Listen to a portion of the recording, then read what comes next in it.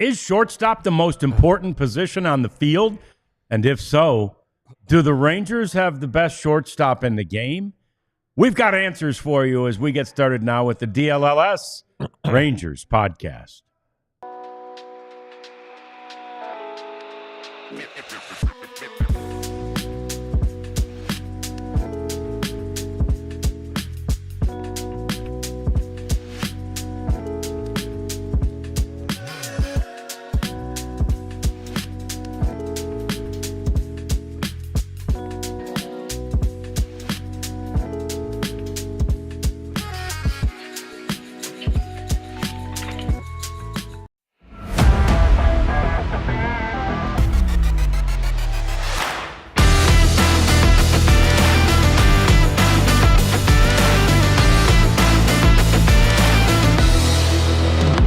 A sight to see. Yeah, Corey Seager absolutely is one of those sights to see, one of those shortstops who is as important to this Rangers team as almost anybody else out there. It's an amazing sight to see him. Even his teammates marvel at what they see day in and day out from Corey Seager. Hi there. Welcome into the DLLS Sports Studios and the DLLS Rangers Podcast. John Radigan with Jeff Wilson. We've got the Prophet over here, and we've got a loud Cowboy crew anticipating a big announcement to come soon, we think. They're laughing. They're laughing. They're laughing about it. I don't know if they're laughing at it or they're laughing with it, but they're laughing. And our own Clarence Hill has been letting you know that this Brian Schottenheimer thing, Brian? Yeah. Brian. Is about not to Marty. happen. Yeah, not Marty. I thought they'd bring back Marty. Well, they'd have to dig him anyway, up. it's about to happen. As a Broncos fan, when I think of Marty Schottenheimer, no offense to him, I think never got it done. No. Never got the job done. Those two Browns teams in 86, 87, the drive, John Elway stepped on their throat there, and then they had the big Ernest Biner fumble the Browns did going in on their way to the Super Bowl and a great second half comeback. Alas, wasn't meant to be for was Marty. Not meant to be. Yeah. Nope. Unbelievable. So, all right, so let's talk about shortstop. Every Little League team that's ever taken the field, I'd say probably up until you get, I don't know, almost to Pony League, till the kids get a little bit older, every Little League team, just go look at a field of 9 players out there. You don't even have to watch them play. The best player is right there between second and third. It just happens. The best player on every team at that level is the shortstop, which does sort of answer the question, at least at those levels, is it the most important position on the field? You can argue certainly that it is, but you can still have success if you don't have a great shortstop. Maybe not in Little League, but certainly at the big league level. Well, that's pretty interesting because I remember, growing up and, Larry Boa was thought to be this great shortstop. Right. And maybe he was defensively, but he didn't hit more than a home run a year, And then, the Cubs got Sean Dunston, and he was this hard-throwing kid who had a little power. But in the other league, meanwhile, Cal Ripken was kind of redefining the position, a big dude who could hit for power. So it has evolved into a position where you need to have a good one. Yes. A really, really good one. And really, second base, that's started to emerge a little bit too. So the Rangers are in a good spot up the middle. Corey, left-handed bat, one of the best left-handed hitters out there. Power, defense probably a little underrated, though he was a Gold Glove finalist a couple of years ago. If you hit it to him, he's going to catch it and make a throw. Beyond that, anything's gravy. But he could be better defensively. But the key, of course, is him staying healthy. And it's not just these.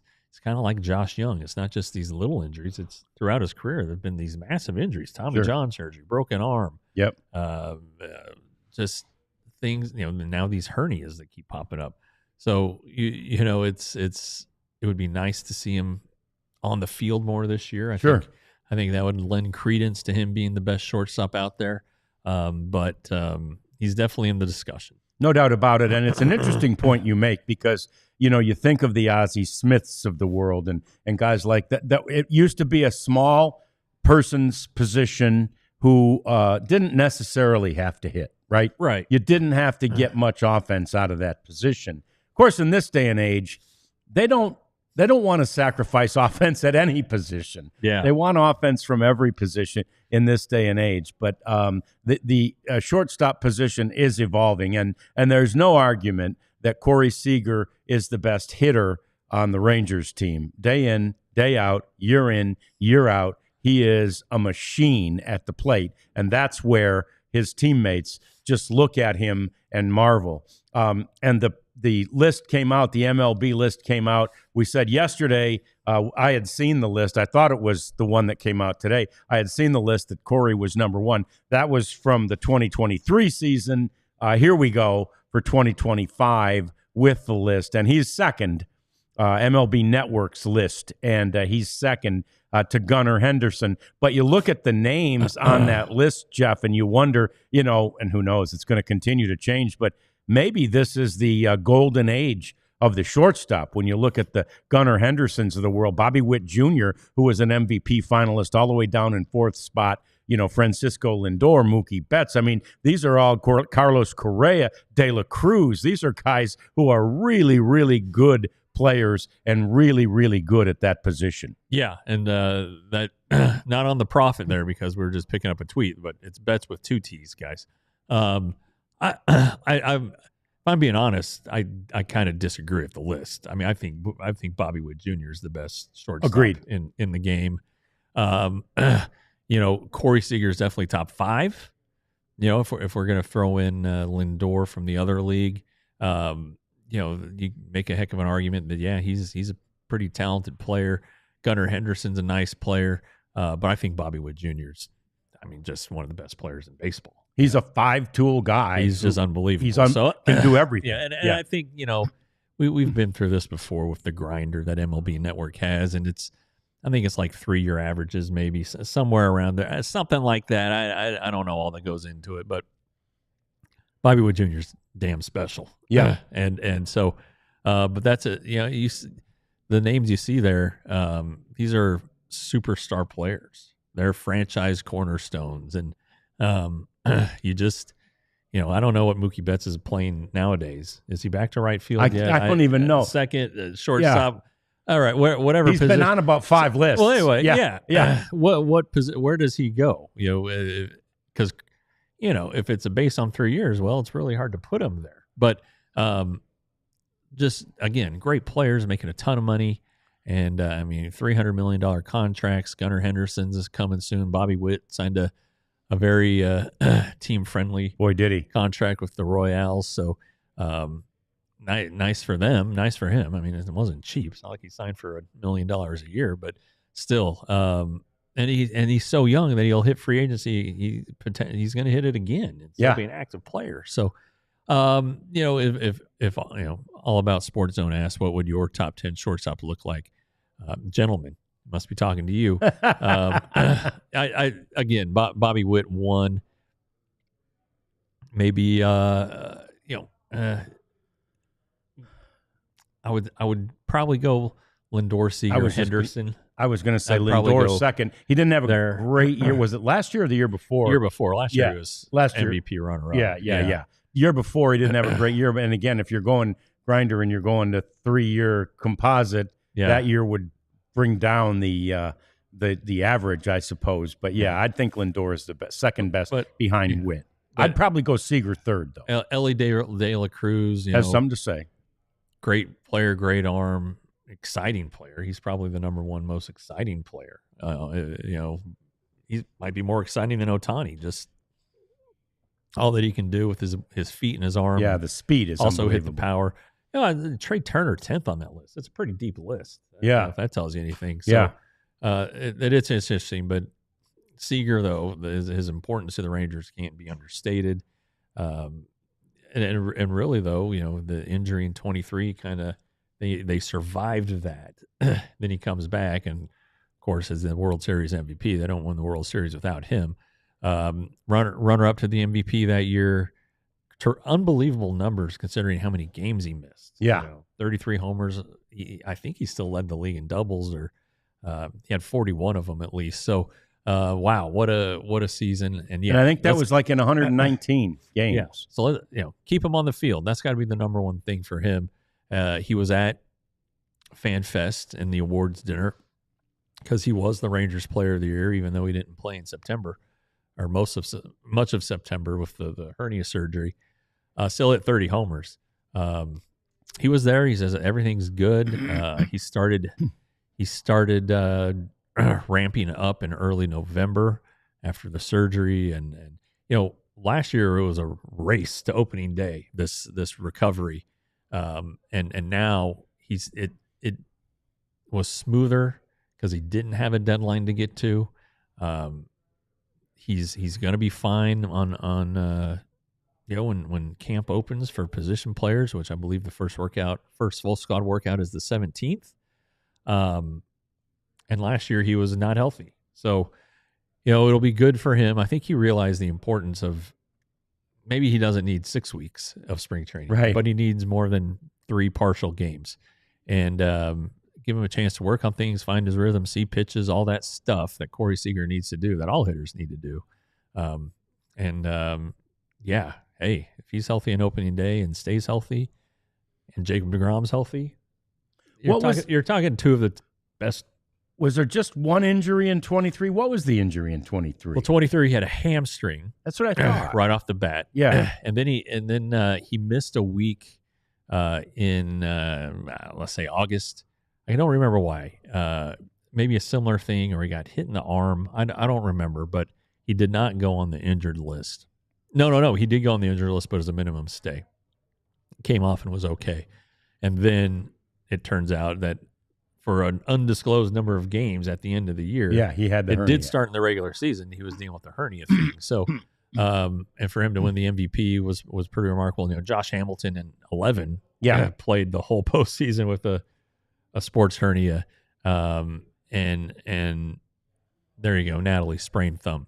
So, anyway, you can do it, but you don't want to do it. And I think the Rangers were hoping it would have gotten better last offseason with time and rest and strengthening it, and it didn't work. So they were proactive on this one, and now he should be, by all indications and what he said, ready to go for spring training. Yeah, it'd be sure nice to see him out there for 145 games, or more, but give me 145. I'm pretty happy. Yeah, sure. And be smart about him, which Bruce Bochy is. Pair him with an off day. Give him a number of DH days. And when you pair him with an off day, you're getting 2 days off and missing just one game. It's a 2-for-1 situation. But be smart with them. Take care of this guy, because when he's on the field, obviously he does an unbelievable amount of damage. And this offense needs as much damage as it can get. Yeah, the Rangers had, obviously a great shortstop in their previous World Series runs, and Elvis Andrus, young in his career at that time. But actually in that 96, 98, 99 run, they didn't have a great shortstop. Kevin Elster had a great year. Right.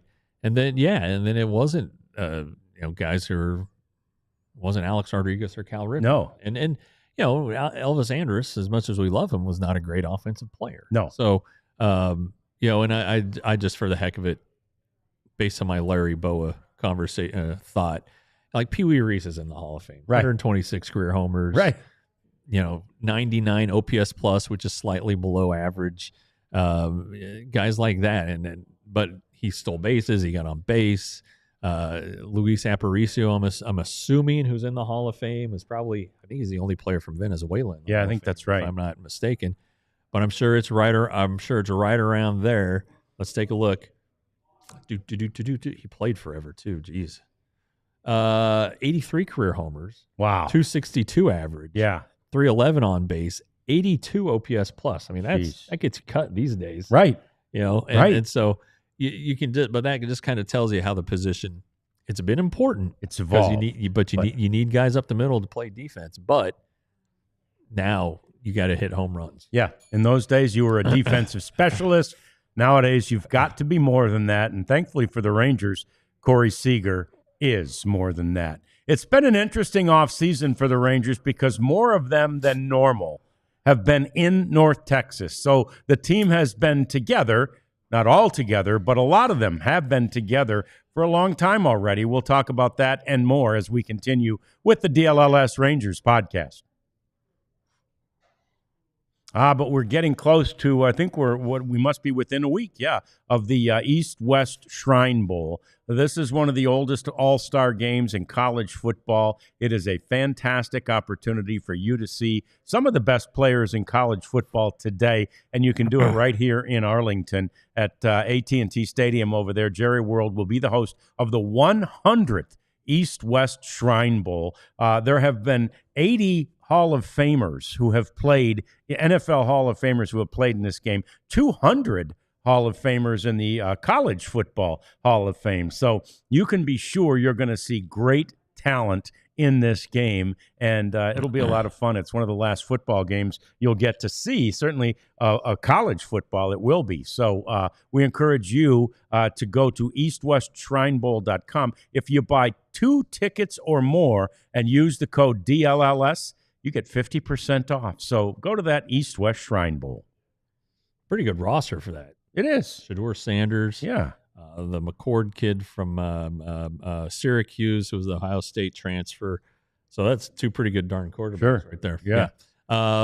If I, you know what, I'm sure Shedeur will have on some shades. Oh, no doubt. If not, his papa will. If and they should just go to Shady Rays. Yeah. It'd be like a lifetime deal with them, because Shady Rays, they're great sunglasses. First of all, they're affordable, they're durable, and if you have pretty much any problem whatsoever with them, you can just send them back, and they'll replace them. There have been our friends since day one of our show, and we're approaching the 5-month mark, John, on DLLS. So it's pretty exciting to have them still around, and they have a treat for you guys. 35% off polarized sunglasses when you use the code DLLS at shadyrays.com. Yeah, so 5 months, and by far, January thus far has been our best month, and we appreciate you for that. We got to 500,000 views. Yeah, it's yesterday. It's not even over yet. This right. month. We got a ways to go, and we got to 500,000. So we truly appreciate each and every one of you. We want you to like us, subscribe to us, keep chatting with us as we continue to talk Rangers, and we will do that today. We'll do that tomorrow. We got a guest in here tomorrow. Mark McLemore will be joining us in studio tomorrow, and we've got Dave Raymond, the Rangers television play-by-play man, coming in on Monday. So we're heavy with guests and buddies for the next couple of days. Looking forward to it. Yeah, me too. And right now, one of the things we want to talk about, and this struck me, Jeff, as we were talking to everybody and seeing everybody and just reconnecting with guys, but just about how many of the guys actually stayed in the area this year that typically don't. And one of the guys I was just talking to, not in any formal way, but just kind of chatting with when I saw him, was Leote. Who I love the fact, and he did too. Big smile on his face about not only being here, but that camaraderie that comes with being here. Adolis, same thing. He typically goes to Florida, and he typically trains, I think, with his buddy Rosarena, but not this year. It shows the front office a commitment. Not that these guys aren't working hard when they're in their various spots. Leote is, from the Dominican, to spend off season in the Dominican. Used to play winter ball until they told him, "Hey, Leote, you're getting too tired." So, and then Adolis was in Tampa, Florida. Evan Carter was here this offseason. Yes, and so that he's a Tennessee kid, right? East Tennessee, Elizabethton, the same hometown as. Not Cowboys coach. Who's their good tight end? Jason Witten? Jason Witten, wow. Yeah, exactly. Yeah. So anyway, so what happens when you're here? Obviously, you can work out wherever you want, but you're going to do a lot of your working out at the ballpark. Yes. Okay? You're going to be working out with guys who you're going to be spending the next 8 months with. It brings together the crew. You see how much they work. You learn about them. You become better friends. You see them with their families sometimes. Just the human element, And for younger players who might be bumping into Marcus Semien up there 5 days Sure. a week, that tells you something. But, some of them do live here year round. Semien moved here. Josh Young moved here from Lubbock. Josh Smith has bought a home here. Jonah Heim also lives here. John Gray lives here. So there are a lot of guys who... Dunning, I think, bought here, yeah? I don't think so. No, he didn't. Okay. But anyway, it's a good group. And it does swell. And it just, for Leote and Evan Carter, it's especially important because they need, and Adolis, got to work on your swing. Right. And the hitting coaches are here. Seth Connor has been here all offseason. So is Donnie Ecker. The new guy, Justin Veely, has flown in 2 or 3 times and worked with these guys. So when you have those opportunities for the people who are going to be working with you to get you where they want you to be and where you want to be before spring training, saving time at spring training, hit the ground running a little bit harder. And let's be honest, Leote and Evan have things to prove. Sure. Neither one of them is very good against left-handed pitching. And, Evan missed the time last year. So the medical staff's been able to watch him and guide him through with his back situation. Same thing with Adolis and his knee. He got his treatments here. So there's really no negatives to being here. It's a little cold right now. All right. But, I'm guessing that in Tampa, did they get snow or didn't make it that far south? I don't know if it made it that far south, but it was Tallahassee close. got snow. Yeah, they did. Jacksonville, Baton Rouge, where yeah. Josh Smith is from, got a lot of snow. Yeah. So anyway, I'm just saying there are very few negatives to being here, if any, especially if you get to work out at the Palace at Globe Life Field with all the amenities they have there and the training staff and the coaches.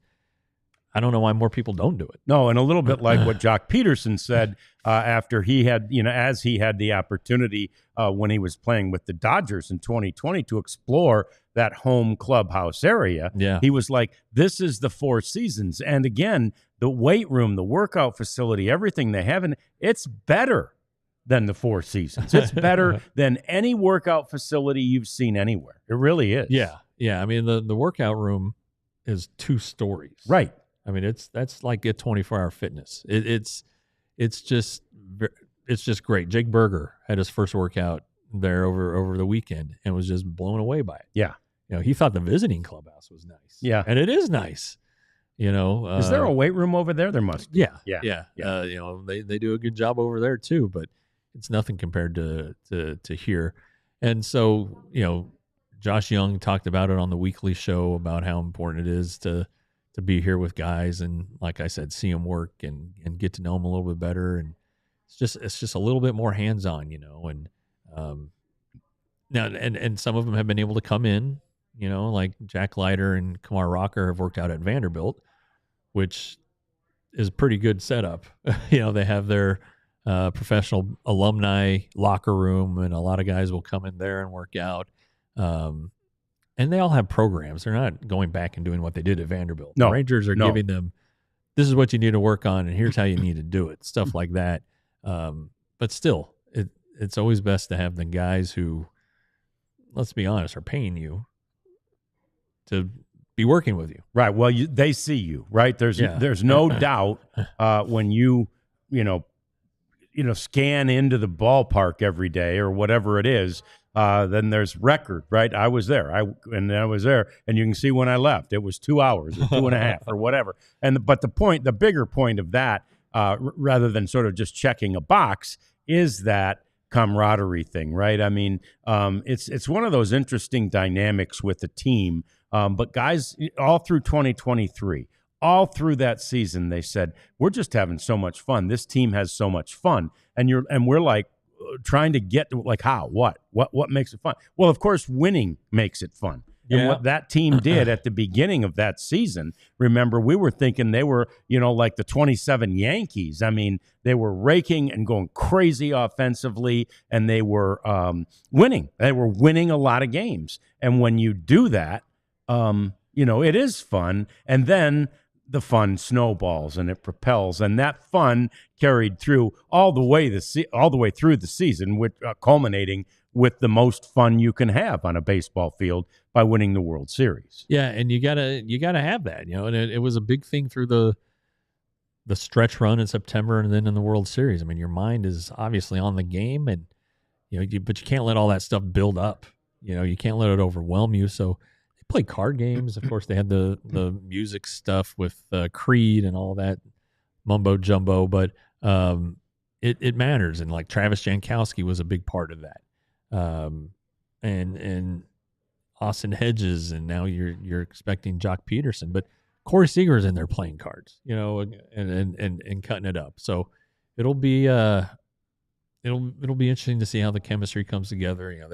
Everybody says, and as you know, John, every team is different, and from year to year, it can be the same guys, but who knows what happened, and move in one guy and another guy goes out, and you got to figure it out. But chemistry is a thing. It was talked about a lot. Both at the awards dinner and at Fan Fest. The Rangers believe in it. Chris Young believes in it. He knows a little something about it, having played for a long time himself. They draft that way. The international guys they sign are that way.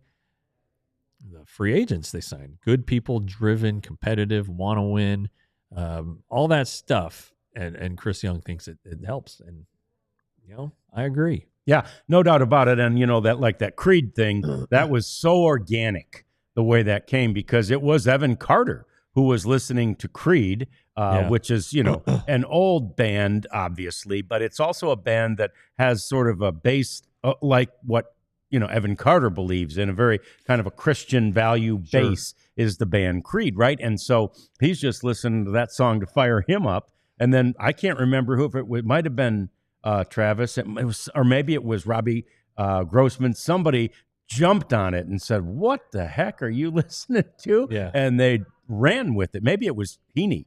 I can't remember. I don't recall either. But they ran with it, and they made it huge, and they made it a thing, and it was just awesome. And those speaking of music now, back in the team probably still misses this some. For a long time, all the music was on Elvis. Right. And I had which makes so much sense. Not Elvis Presley, Elvis Andrus. And I was fortunate for 10, 12 years. I was on the Rangers charter a lot, and Elvis would come in, like, this is way past the era of the boombox, which were a big thing in the late 80s and through the 90s. Elvis came in with like this stereo system that he would take to the back of the plane, and it, after wins and on long road trips, it would get loud back there. And that was, again, another example and another opportunity for these guys to bond and to build that camaraderie and to have fun. Yeah, again, it's a long season, and you're with these guys more often than when you're with your family at weird hours. You're working together to meet the same goal, and when you do it, it feels good. Even when you don't do it, it feels bad. And so you need something to help get you to the next day. And sometimes it's music, sometimes it's a card game, sometimes it's a cold beverage.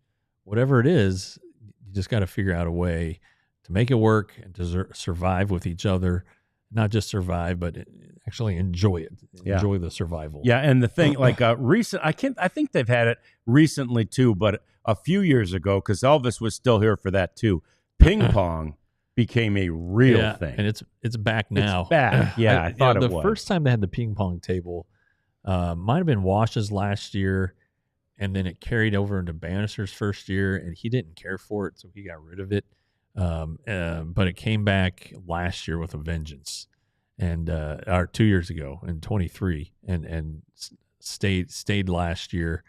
And that's fine. It is.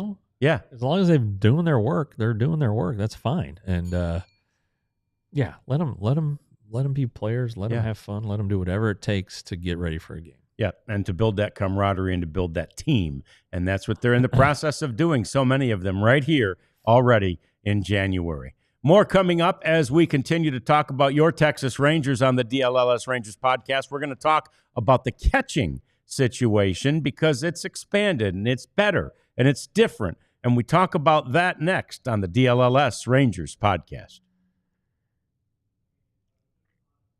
But John, do you know what time it is? Game time. There you go. Thought it Still might not as be. good as Abby, but pretty good. Yeah. Game time. The app where you can get tickets to everything in the area, events wise, not just our area, any area. I was taking a look there, getting ready for the spot while John was talking, and Fort Worth Stock Show and Rodeo is in full effect. Good. You can get tickets here. Apparently Saturday night, I guess it's a big night, $110. Wow. But that price is for all-in pricing. And then you can click on it, and you can get your view where you're going to be inside the Dickies Arena.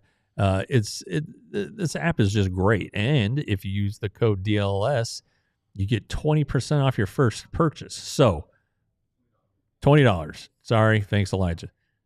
And maybe in some cases, that's actually 20%. Sure. Yeah. But $20 off. $110 it almost is. Yeah. There you go. $20 off your first purchase with the code DLLS. Have you heard of Ice Shaker?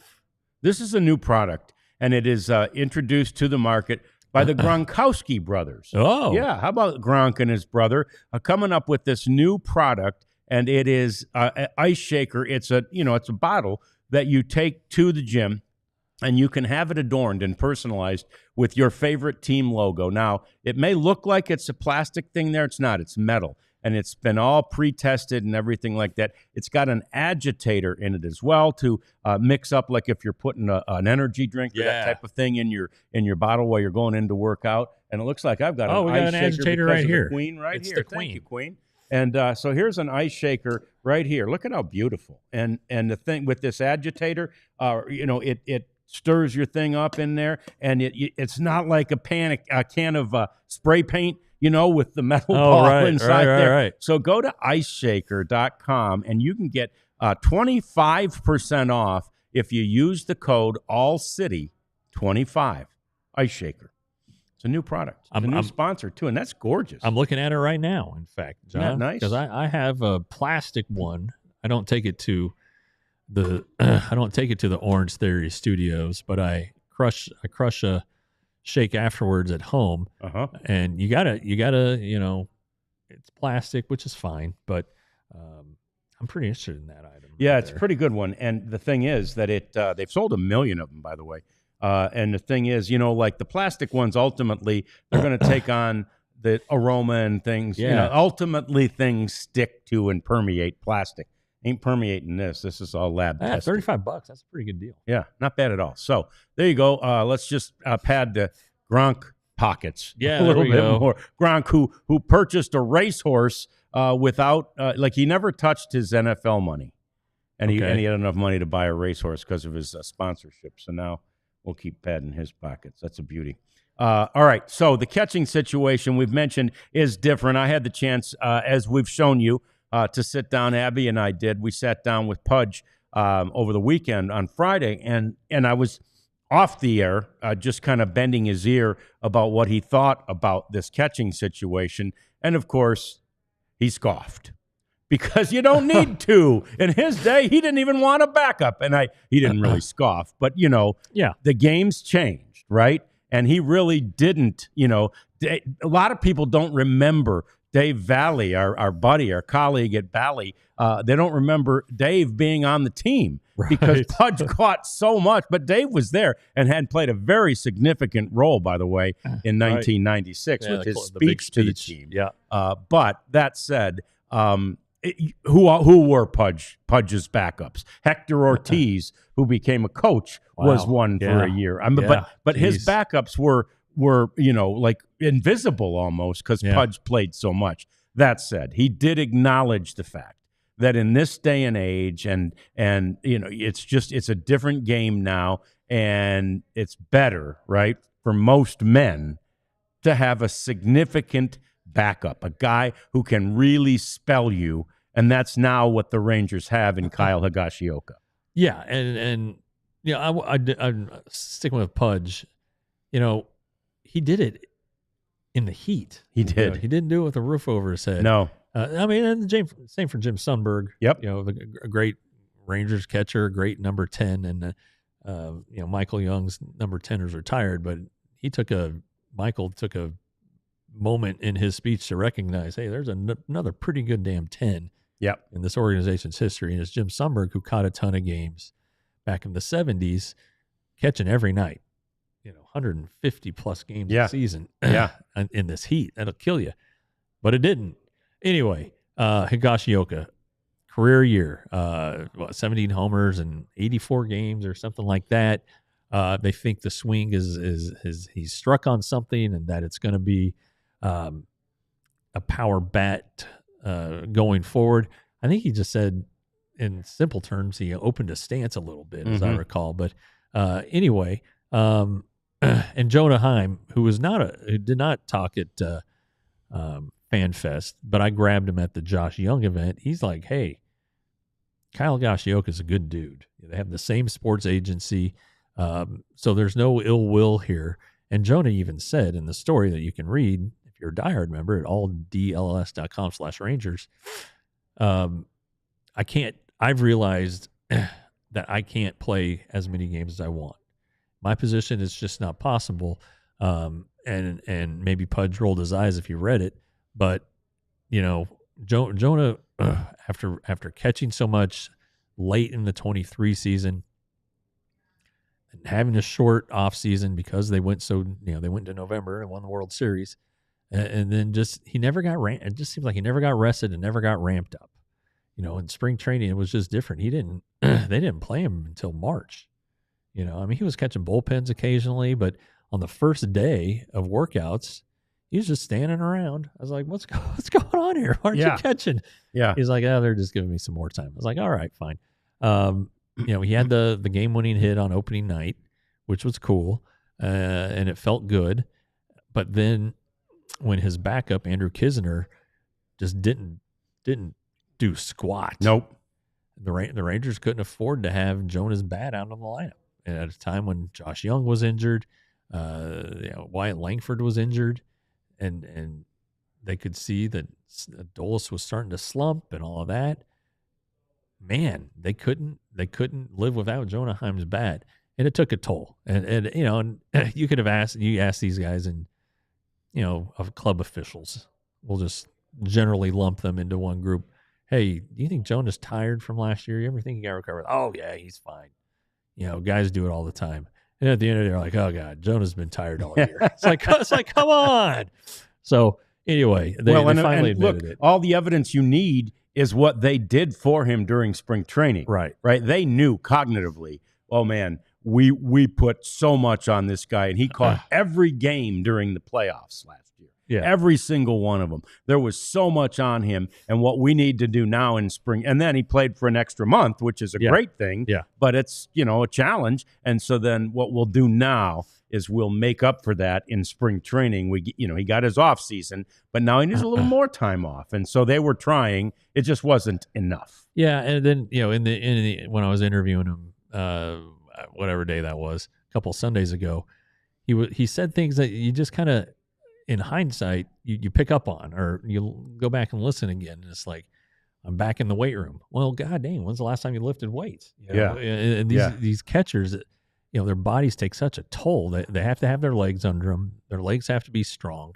And, if he was so worn out and they were trying to figure out how to keep him fresh that he wasn't lifting weights enough, well, gosh, that ought to tell you one thing. Or if he didn't do it last offseason, because he was hurt or tired or whatever, he still had that wrist thing that he had to deal with. So it just, back to Higashioka, this is huge for Jonah. The theory is the less you see of Jonah, the more production you're going to see, because he's going to be fresh, may not, be exhausted at the end of a game and give away an at bat that ordinarily he wouldn't. So they're just nothing but positives, really. Now, of course, Higashioka has to produce. He's always been a really good defensive catcher, but now that they've thrown in the bat, it got him a 2-year, $13 million deal. So they're counting on this guy to be really, really good. Yeah, and he was great offensively, especially for the Padres, and that's where he said that the swing change was implemented, right? Yeah. And he said, he told us it was minor, but the effect was major. And sometimes that can happen. Sometimes you make a swing change, and if everything about it feels foreign, and it's never going to feel right. Yeah. But in this case, it doesn't sound like it felt foreign. And anybody who plays golf knows that. If a guy tells you you got to turn your hand over a little more, like, oh, there's no possible way I can do that, right?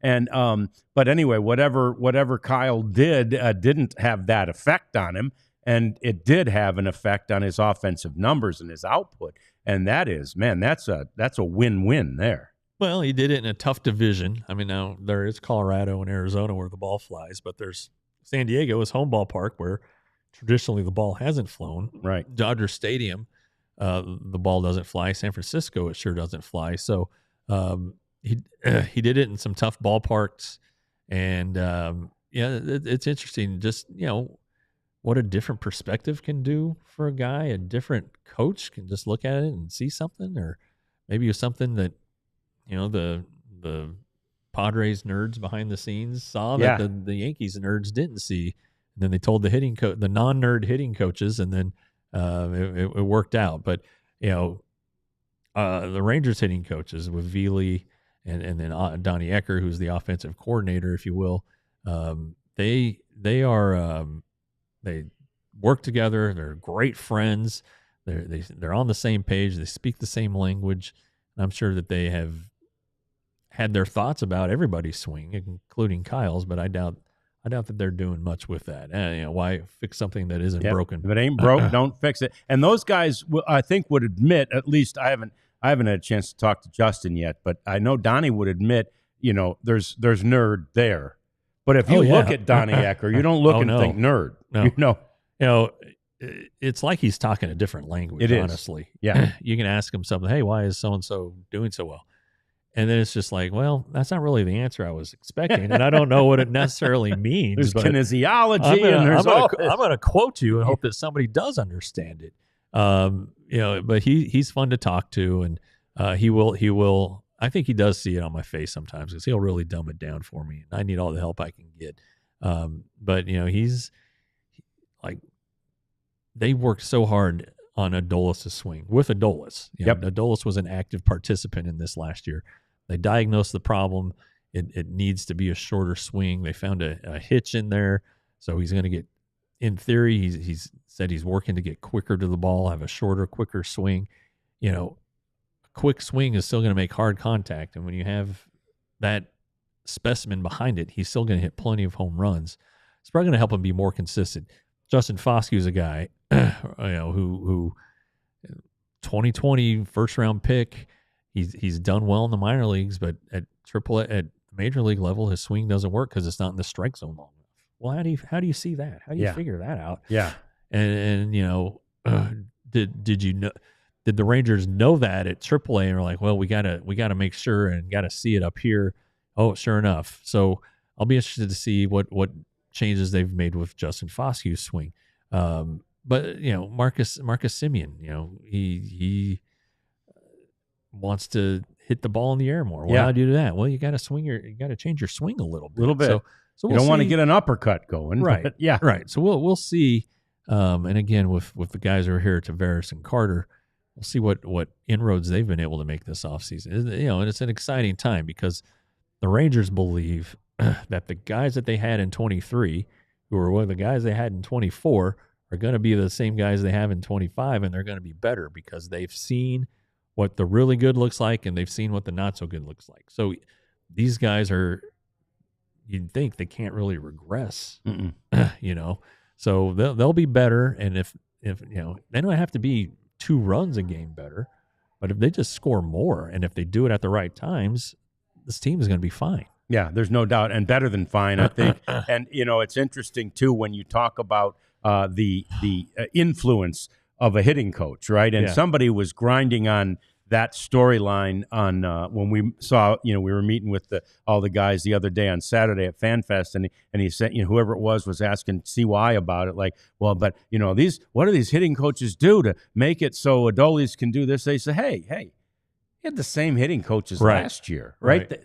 They know what they're doing, and they know what they're telling him, and what they're telling him is right. And they were working. They were working last year. Yeah, and he said at some point it is on the player. And that's where when you said, Adolis is an active participant, of course he is. And but that's important, right? For that player to have that buy-in. Right. And it's like you said, when you strengthen your grip, turning your hand over, it feels weird as hell. Yeah. So what do? You go to the range and you work on it. Grind. Yeah. So you got to get in the cage and grind. And that's what they were doing. And it doesn't necessarily produce the results right away. Yeah. Sometimes it takes a little while. Like a golf ball, the baseball moves. Yeah, I know. And it's round. You're trying to hit it with a round bat. Right. It's the hardest thing to do in sports. More coming up as we get to controversy in the cleanup segment. Man, controversy. Jack I like Flaherty has swatted a hornet's nest. Hey, we got a Ziggy question we're going to answer. And we'll get to Ziggy's question, too. It's all coming up. DLLS Rangers Podcast. Now, maybe you haven't noticed, but we are the Shackett brothers again today. Damn right. And we're both rocking the great DLLS shirts. We kind of had to dress up today because we're meeting with potential clients tonight. That's right. And we would like them to spend tons of money to continue to support us. We'd like you to just continue to support us by watching and liking and subscribing and chatting and buying our merchandise, because that is another revenue stream for our company. And so just go to store.allcitynetwork.com and get you some of this merchandise. There's not just shirts, although we like those. We talk about it all the time. They're easy. They're great material. They're easy to wash and dry and all of it. So, but there's lots of other stuff too. Hats are coming, as we've said. So store.allcitynetwork.com is the place to go to figure out what you want to buy, and then B, buy it. And I saw somebody on Twitter the other day, a Stars fan, had a couple of shirts that had just arrived. So let's get a few Rangers fans getting some shirts and posting pictures of those. 100%. Yeah. I think polo shirts might be coming. I hope so. And if we can make this work, I think Shackets need to be next. Boy, no kidding. Yeah, let's see if they can make us a Shacket. Mm-hmm. Anyway, you get a free shirt when you become a die-hard member at alldls.com. Look, you get access to every story behind the paywall on the website, not just Ranger stuff, Cowboys, Stars, Mavs, all in the news, and stuff that you want to read from writers you've been reading for a long, long time. So check it out. And also you get 20% off our events. We got a big event coming up with the Mav, a fan event at Cosm. Get 20% off that. You can still come if you don't have the 20%, but save some money. Yeah. Anyway, alldls.com. Become a diehard today. All right, so we start the cleanup segment non-controversially by wishing a happy birthday to Rusty Greer, 56 years old. I did a double take when I saw that Rusty is sneaking up on 60 here, but we both seen him, fairly recently. Just a great guy.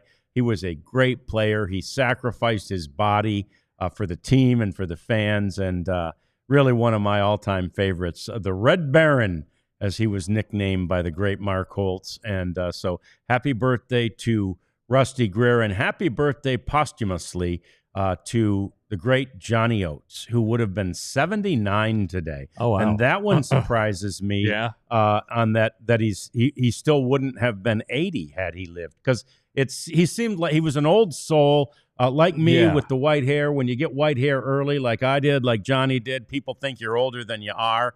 And anyway, Johnny's been gone a long time and would have been 80 today. And he was, he was a great guy to be around. And love that one of the fields over at the Youth Academy is named after Johnny. So anyway, happy birthday posthumously to Johnny Oates. The other news is on the closer front.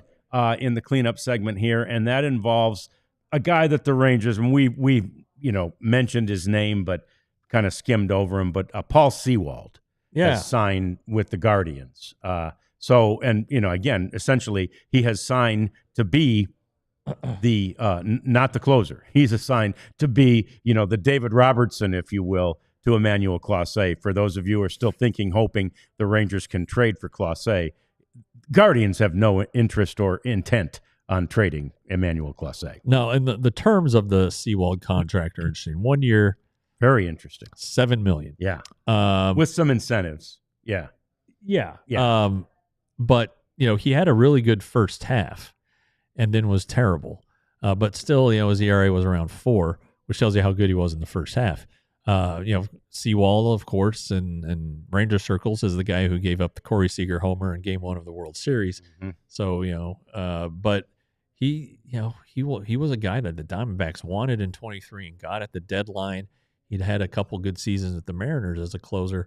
Anyway, why $7 million? Well, he's kind of a tweener now. So is he going to be a setup man or a closer? Is Kyle Finnegan, as Benny just asked about, is Kyle Finnegan a setup guy or a closer? Well, for $7 million, that's you could be he could do either. Because honestly, I think the Rangers' highest paid guy at this point is Chris Martin, like $5.5 million. Yeah. So I don't know. I would think they should have some level of interest in him. I would think so too. It was a shock when he was non-tendered. Yeah. He's a native Texan too. Yeah. So anyway, possible options out there that aren't going to break the bank. Estevez, Harry went very at the top of the show, I think. Are the reports that the Rangers are an option for Estevez. I think because the Rangers don't have a closer. I don't know if there's been a connection between the two other than the fact that he's a closer and the Rangers don't have one. Yes. I just think the financials are not going to work out, but I don't know. The longer he stays, the cheaper he's going to get. So the that Seawald thing caught my attention. Yeah, and again, if you do go get, let's say, a Finnegan or somebody like that, right? So we know that the top of the closer market has been set by who else? The Dodgers, 4 for $72. Yeah. But now, you have to find the floor. So maybe this is kind of the floor for the closer market, a $7 million deal, and that it allows you to stay much closer to that CBT threshold. We still don't know. We hear anywhere from around $222 million is what the Rangers have committed to as high as $234 or $35 million. Yeah. And that CBT threshold is $241 million. So anyway, either one, if it is at 35, $7 million would put you over too. So you don't have a lot to play with there, but there's ways to, make some trades and move some money too. Yeah. Again, 3 weeks ago, and like we said, signings happen now in spring training regularly. So I don't think the door is closed there at all. All right, let's do that Jack Flaherty thing. Yeah, that's pretty interesting. Yeah, and it gets me a little bit fired up because it's gotten some of my people, my Michigander people, my homeboys, fired up. So Jack Flaherty, again, was with the Tigers last year. There's been talk that he may go back to the Tigers. He's a free agent, and, it was really cool. It was a cool story for him. The Tigers traded him to the Dodgers at the trade deadline last year, and, again, we thought the Tigers were selling, and then they made a playoff run of their own. But Flaherty goes home to Los Angeles and got to pitch for the Dodgers in the stretch run, and, of course, would love to be back with the Dodgers. That ain't going to happen. But he still has an affection and an affinity for the Dodgers. And I got to tell you, I don't disagree with what he said in this tweet. Let's see what has everybody so fired up. A certain team is not ruining baseball. A lot of other teams are just doing very little. And I can't disagree. It was in reference to the deferred money, right? I mean, I get it. In the big picture, you look at the Dodgers and go, oh, my God, they have all the money and they're buying all the players. And we did a whole show like this the other day. Yeah. And this sucks for the rest of baseball. Right. And in a way that does. But like every other team is owned by a billionaire. I think there's a couple that are high 100 millionaires. But basically every other team is owned by a billionaire. And you get to spend as much money as you want to. Yeah. Yeah. Exactly. And that's his point. It's true. It's true. The deferred money, my solution to that, if it's a problem, is to just close the loophole. Right. Hey, no more deferred money. But then again, what happens to the guys? So then how do they pay Ohtani? Do they have to pay him right now? Grandfather it in. Well, when it comes to deferred money, the money that he's owed has to go into an escrow account. Yeah. It has to be funded, so the money's there. He doesn't get it. In case the team goes bankrupt or. Whatever, he still gets his money. And then the one thing that that I wasn't entirely correct about is that while he's getting only $2 million and had deferred the rest, he counts against his present day value of the 10-year $700 million counts against the luxury tax. So it's $46 million. The point, though, is still, and it's not 70, and that the Dodgers are still manipulating the system by signing the best player in the world for a $700 million deal, $70 million a year, but they're not even paying him. It's above half. It's probably about 60%, 65%. The point is they're still manipulating the system. And Jack Flaherty's right. These other teams could manipulate the system. They really, really could. It's a business decision, I guess. It is. And as far as ruining the game, look, we have to let the results tell us if the game is ruined, right? Because the Dodgers have been doing this for a few years, guess what, right? They've been doing it for quite a few years. And they've actually, the big deal last year was that they won their first non-asterisk World Series in 36 years. Right? Because 2020 they won right here in Arlington. They played it at Globe Life Field, but it was a 60-game regular season, and I don't blame people for putting an asterisk on that one, nor do I blame the Dodgers for feeling like, it wasn't really a real World Series. This was. Yeah. But it was their first in 36 years for as long as they've been spending money like this. So it doesn't necessarily mean it ruins the game. We've seen it a 1,000 times over the course of history. Just because you have all of the expensive players and you've spent all this money doesn't mean you're going to win the World Series. Correct. That's 100% correct. The Mets, the Verlander, Scherzer Mets. Yeah, they thought, everyone, who's going to beat the Mets? Well, the Mets beat the Mets. They beat themselves. They weren't very good.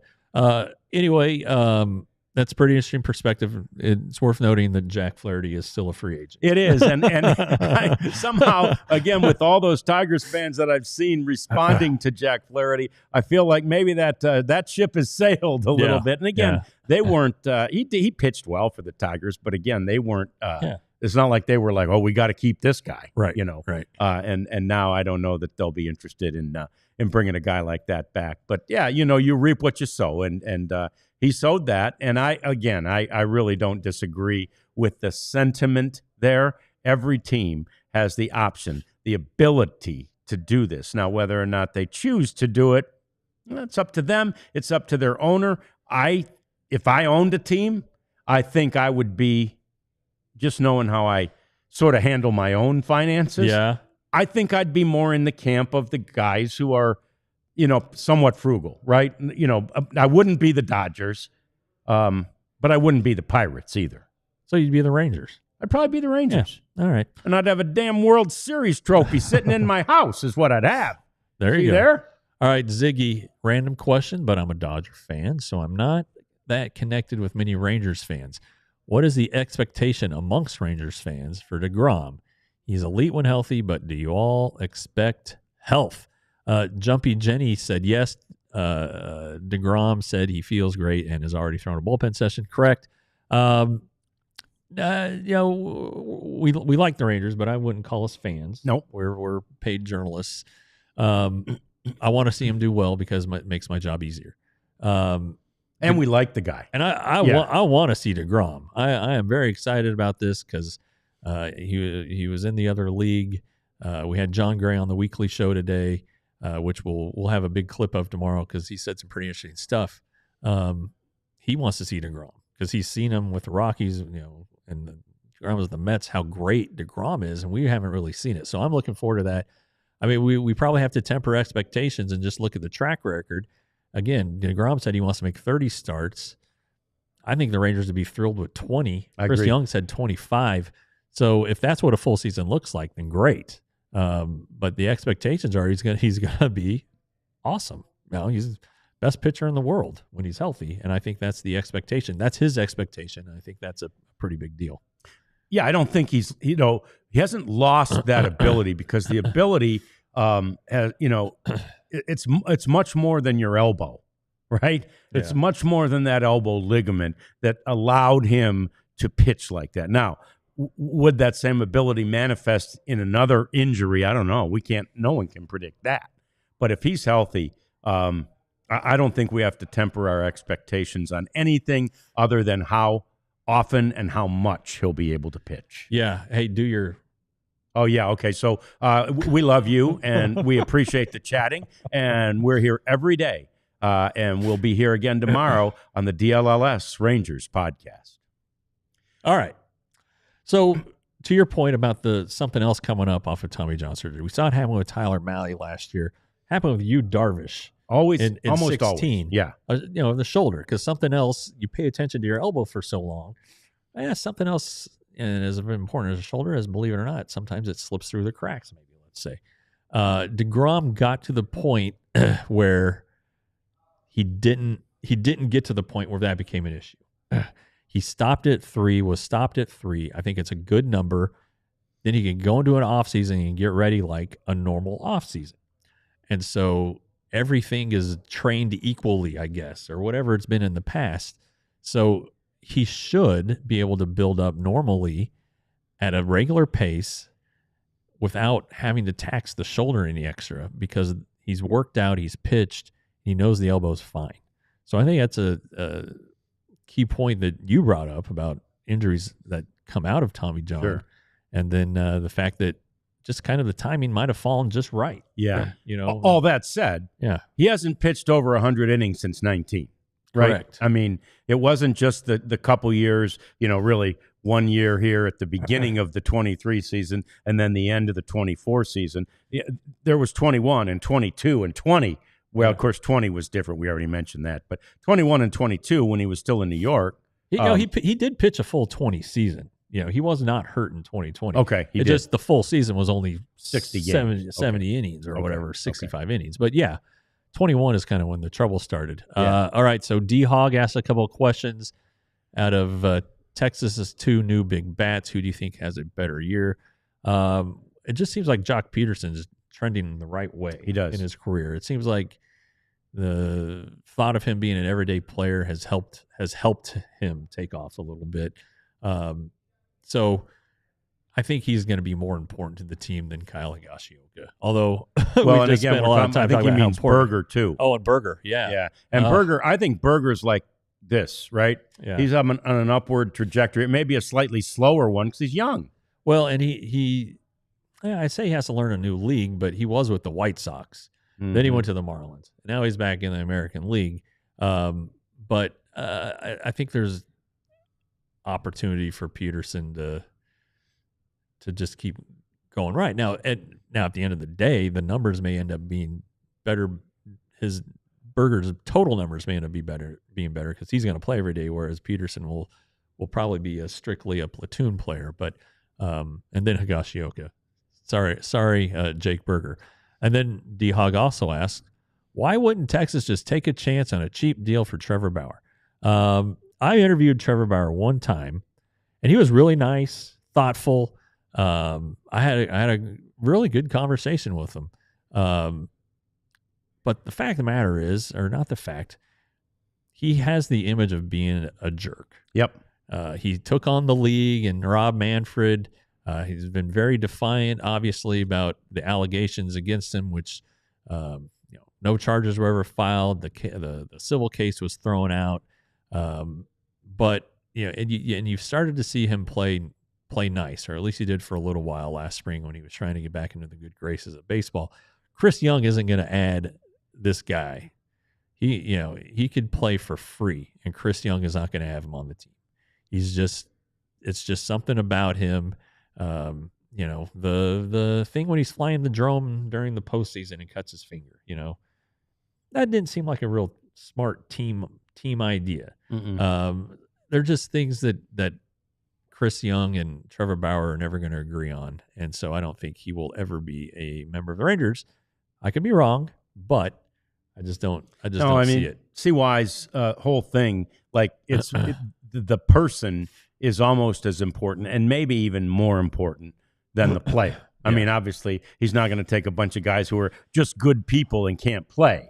But there's plenty of good people out there who play and play at a very high level.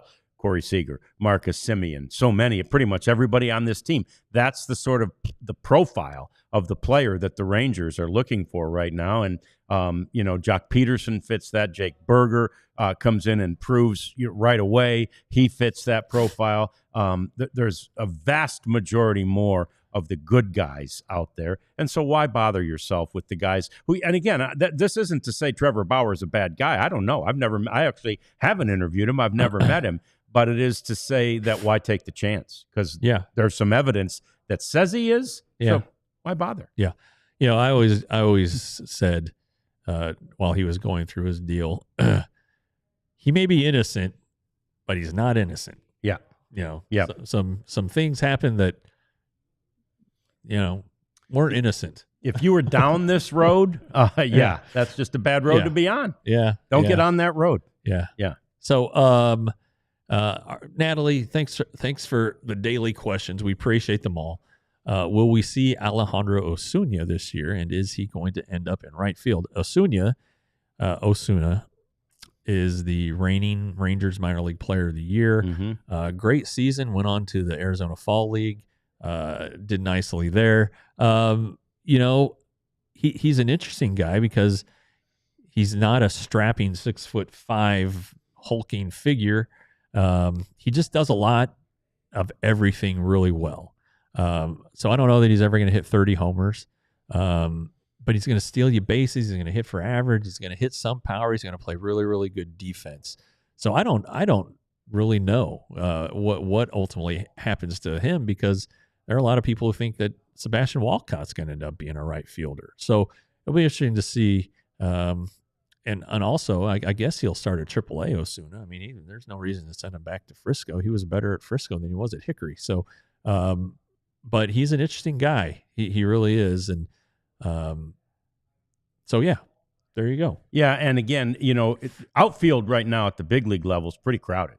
And so there's no way to worm into that without injury, which we hope doesn't happen. But, you've got all these outfielders plus, and CY brought this up when we talked to him the other day. Somebody was enumerating the outfielders, and he goes, well, don't forget about Ezekiel Duran and Josh Smith, both of whom have and might well play out there again this year. Well, and shoot, Dustin Harris is still in the big leagues or in the organization, still in the 40-man roster. And,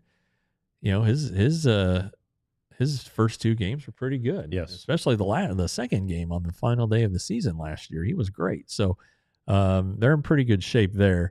Harry comes back. Is it weird sometimes having to cover a team every day that you aren't really that big of a fan of? I think the way I always explain it is we can't be a fan of the team because we can't cheer in the press box, and we can't wear Rangers gear and get autographs and be giddy. I root for the players, though. Right. I want these guys to do really, really well. And you can be a fan of baseball and a good game. Like, hey, man, that's a great game, or wow, what a big moment, whether it's for or against the Rangers. So I think that's kind of how you justify it. I mean, I went to TCU, and I wasn't a huge TCU sports fan, but I liked them enough. And then I covered them. I've covered them. I've written a book about them. There's just a line. I don't know how else to say it. Yeah, my very first year in the business in 1984, my lifelong, favorite team in the world, was the Detroit Tigers. And they, 84, they started the year 35-5, and they won the World Series. Right. And my very first live shot on television was from the Tigers clubhouse on the night they clinched the American League East. And I was a giddy fan. But you learn really quickly that you can't be, right? That's just not something you can do. And so that was in me, but I knew, because I looked at everybody else around me, that you can't let that out of you, at least not in that environment. And then same thing. So then I get here in 1990, and I start covering the Cowboys. And, man, I wanted them to win those Super Bowls that I was at. So, I remember this. I went to Super Bowl 27 in Pasadena, and I'm like, man, I really don't. This is so much fun that we get to come here and be here for a week and a half and enjoy all this that goes on here. I don't care if they win or lose. And then they won. And it was so much fun to cover that, be on the field, in the Rose Bowl, with confetti, interviews with all the players, post-game party, all of it. Then I cared. Then I was like, man, I want them to win if they're going to go to the damn thing because it was so much fun to do it. Well, the first 2 World Series, I think the first one we were like, oh, hey, this is neat. Yes. And the second one, the way it ended was like, oh, God. Right. And then this one, I did have a little bit of a book deal pending. If they won, I got this much. And if they lost, I got this much. And so, I was pretty dang happy when they won. Sure. But the parade was fun. I mean, I don't know if people had fun in the heat and not being able to cross the street and the parking situation, but the thought of the idea, the thought of the parade and to see the players and to see that many fans that excited. Cool. I mean, you can't help but get caught up in that excitement and in that emotion, and it certainly manifests itself, like for me, especially on TV, when I'm sitting there around all that talking. First of all, you have to talk loud to get over the din, right, of the crowd. But, I mean, there's total excitement. It's easier to do our jobs and really more fun to do our jobs when our team has success. Yeah. And I learned this with the Cowboys before I ever learned it with any of the other teams. Once they started to go down after that last Super Bowl, I was like, damn, there's just as many stories when they lose as there were when they won. Oh, yeah. Or maybe more. There's a ton of news when a team is losing. Yeah. So Game 5 of the World Series, it's 1-0, and the vibe in the press box was nobody wants to go back to Texas because nobody, let's just get the series over with. We're done traveling. That's a very common theme in journalism circles there. And of course, I wanted to win because that book thing. So it's 1-0, and then Heim hits that ball that gets past Alec Thomas, I think, was the center fielder, and a run scores, and somebody else gets on base, and Simeon hits the home run. Well, it's 5-0. So at that point, I'm like, okay. So I write my story. I wrote my story basically in 5 minutes. I mean, I had some details already written, but the lead and everything was in about 5 minutes, ready to go, pulled the art, had it on the page, just needed to put in the final score. All right, so you push the button. Josh Spohr strikes him out. Push the button. Story's gone. Get out your camera because you got to get the goddamn video. So I mean, you're not even really thinking about it. No. You're in go mode. Yeah, you're in go mode. And absolutely. then it's like, okay, give me the jacket that I wear for clubhouse celebrations, and get me downstairs so I can get in line to get on the field. Yep. Well, then you got to get in line to get on the clubhouse. And of course, I kept butting into lines. I'd go up to front to the TV guys and just hang with them.